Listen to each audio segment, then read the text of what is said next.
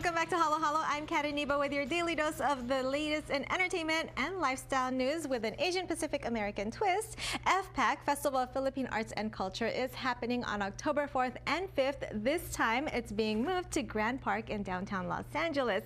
Joining me today are spoken word artists Stephanie Sajor and Eddy Gana Jr. Welcome. Hi, yeah. Thanks for having us here. Thank you for being here. Now, I know we were talking before we started taping about how you guys are pretty much bringing back spoken word events at FPAC. Tell me a little bit more. Sure. So Stephanie and I were the co-curators of literary arts, and so at FPAC there's been an absence there. For example, the Poetry Slam hasn't been at the festival for over a decade, and so we're bringing that component back. It's called the Katipunan Poetry Slam. We're going to have poets who compete on the national level, local level, all over, and we're going to have performances throughout the day. It's going to be great workshops. Speaking of performances, you guys actually are co-founders of a couple of organizations for spoken word, Sunday Jump and Forward. Tell me a little bit more about each organization. Well, Sunday Jump is our open mic series. We have that every first and third Sunday of the month. It's essentially a space that we wanted to create for Filipinos, Filipino Americans, people of color to come and share their stories. Self-expression is a huge thing with our space, so that's what we want to do with Sunday Jump. And then that's held the third Sunday of every month. First and third. First and third Sunday of every month.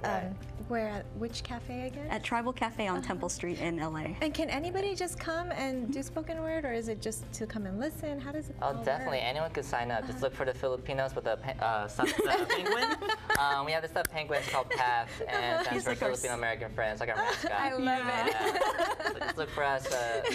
Anyone's welcome to come and share their work and listen if they want to. And then Sunday Jump is another organization that you guys put together, right? Oh, I mean, Forward. Yes. Forward, So Forward is an Asian American spoken word collective. So we're two of the members, other two members, Mark Mazza and Susan Dip.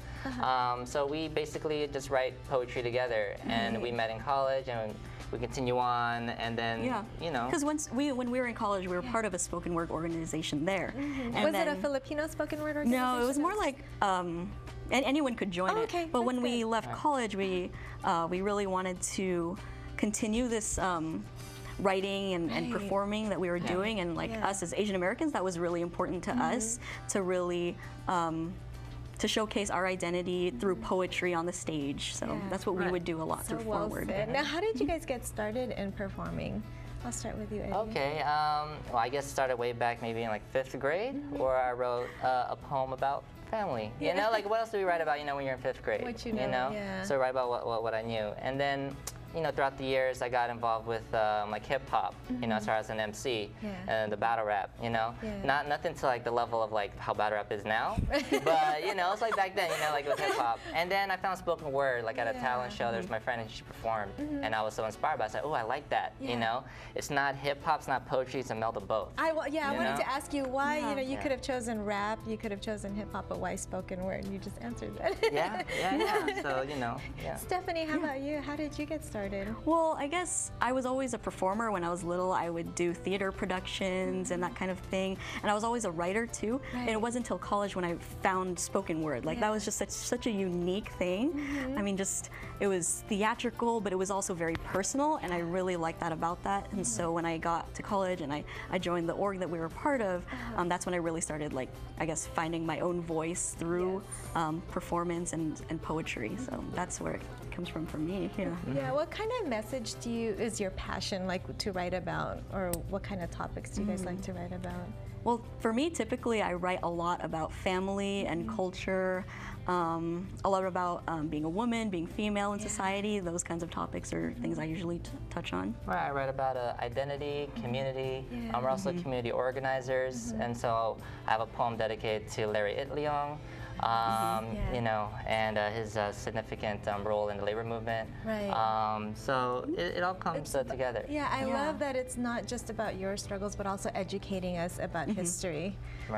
So you guys are a part of FPAC, like I mentioned earlier. Are you guys looking for artists, or is it too late? I mean, how do we get involved?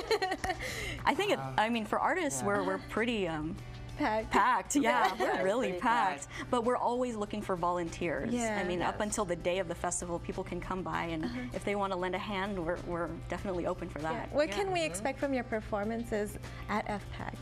What can we expect? Yeah. We can expect A lot of hard-hitting energy, Yeah. a lot of edgy poetry performance. you'll get your fingers snapped in. Nice. Yeah, Yeah, right. yeah. Really, really connect. Yeah, a lot of really like relatable poetry too. Right. You know, a lot of topics. I mean, just because, I mean, anyone can come. Like, Right. just because you're Filipino or not, it doesn't matter. Yeah. There are a lot of things that our poets are going to be speaking about that can really relate to all people. I like that. Yes. For more information on FPAC, all we have to do is go to the website, Yes. right? Yes. Philamarts.org. Yes.